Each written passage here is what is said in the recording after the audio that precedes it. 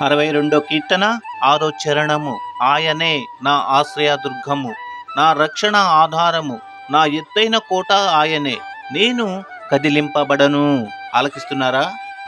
దేవుడు ఒక వ్యక్తికి తోడుగా ఉండగా, వారి చుట్టూ కావలి కాస్తుండగా ఆ వ్యక్తిని ఎవరైనా కదిలించగలరా? దేవుని ఎడల సరైన అవగాహన లేని వారు ఇక దేవుడు కూడా నన్ను కాపాడలేడు అని అంటారు. చిన్న విషయాలకు కూడా భయపడతారు. ఇలాంటి వారు అజ్ఞానులు, అవిశ్వాసులు. సమస్తాన్ని సృష్టించిన దేవుడు మనలను కాపాడలేడా?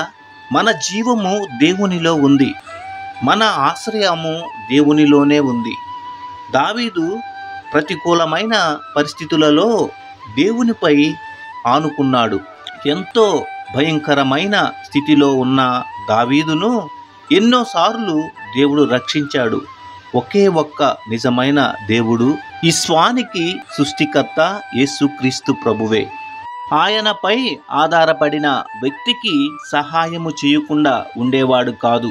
ఆరోగ్యములో, అనారోగ్యములో, విశ్రాంతిలో, పనిలో, సంతోషములో, శోకములో, విజయములో, అపజయములలో, ధన సమృద్ధిలో, పేదరికములో, భద్రతలో, ప్రమాదములో, అన్ని సమయాలలో దేవుడు మనల్ని కాపాడతాడని నమ్మాలి.